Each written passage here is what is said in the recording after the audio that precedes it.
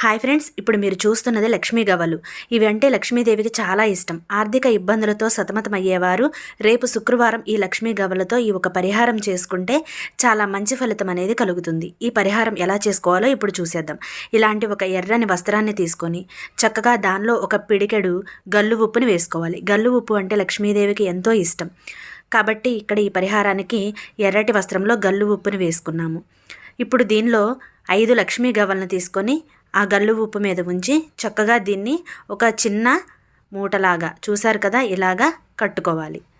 ఇలాగా కట్టేసుకొని చక్కగా మీ పూజ గదిలో పెట్టుకోండి. రేపు శుక్రవారం పూజ చేసి దీనికి దీపం హారతి ఇవ్వండి. అలాగే సాయంత్రం కూడా దీపధూపాలు వేసి ఆ తరువాత రాత్రి పడుకునే ముందు ఈ గల్లు ఉప్పు తీసుకెళ్ళి ఏదైనా ఒక చెట్టులో వేసి అలాగే ఈ లక్ష్మీ గవ్వలను భద్రపరచుకోండి.